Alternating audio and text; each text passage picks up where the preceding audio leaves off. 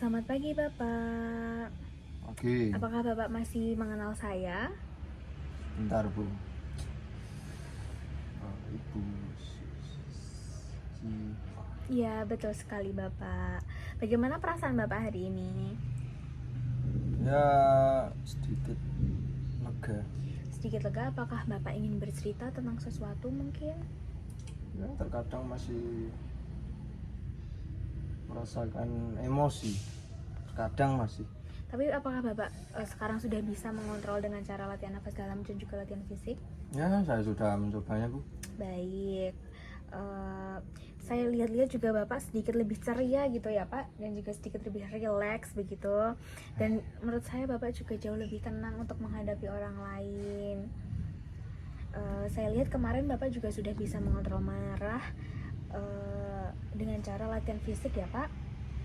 Bapak boleh jelaskan nggak kepada saya bagaimana caranya Yang mana? mengontrol fisik? Oh, yang fisik itu kita akan menghajar bantal Bu. Iya, supaya apa ya Pak? Supaya kita bisa melampiaskan emosi kita ke ini yang aman Bu. Oke, baik.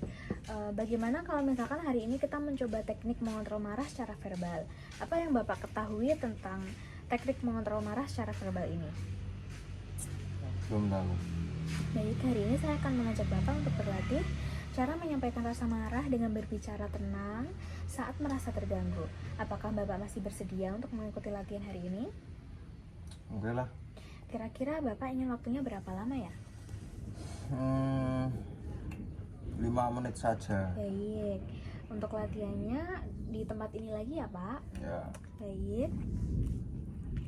Jadi Bapak menyampaikan rasa marah dengan kata-kata merupakan suatu bentuk ekspresi verbal untuk mengungkapkan marah tanpa menggunakan kalimat yang bisa menyakiti orang lain, seperti menjudge orang begitu ya Pak. Itu tidak boleh karena bisa menyakiti hati orang lain.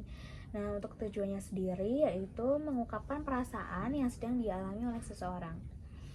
Ada beberapa hal yang perlu diperhatikan juga Bapak sebelum melakukan kegiatan ini, seperti menjaga diri supaya tenang, jangan menggunakan kalimat aku dan dengarkan juga dari pihak lain. Jadi Bapak harus berusaha mendengarkan pendapat orang lain. Nah, sekarang coba Bapak bayangkan sesuatu yang biasanya membuat Bapak marah. Sudah? Kalau sudah, coba Bapak sampaikan rasa marah itu dengan hati-hati dan gunakan nada rendah ya Pak. Gimana Bu? Untuk contohnya itu sendiri, jika misalkan Bapak diajak oleh orang lain, mungkin Bapak bisa bicara bahwa tolong jangan bicara seperti itu lagi ya Pak, saya tidak suka kalau misalkan Bapak bicaranya seperti itu.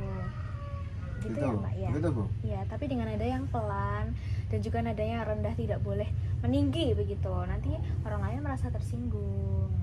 Bapak bisa contohkan? Ya, saya membayangkan orang itu ya. Ya, boleh. Maaf Pak, jangan begitu. Gitu. Saya tidak suka Saya kok. tidak suka. Ya, Saya sakit boleh. hati. Ya, betul. Nanti mungkin Bapak bisa latihan lagi ya Pak, agar suaranya, kemudian nadanya lebih tertata lagi. Bagaimana perasaan Bapak sekarang? Apakah Bapak merasa lebih lega dan membaik setelah menyampaikan isi perasaan Bapak tadi? Lebih merasa ramah. Ramah, baik. Bapak, kalau saya lihat juga tampaknya kayak lebih cerah, lebih ceria, lebih tenang sekali sekarang. Baik Bapak, untuk kegiatan besok kita melakukan latihan marah dengan cara spiritual. Untuk besok kita akan belajar spiritualnya, yaitu dengan cara beribadah ya Pak. Untuk waktunya pada pukul 10 pagi, apakah Bapak bersedia?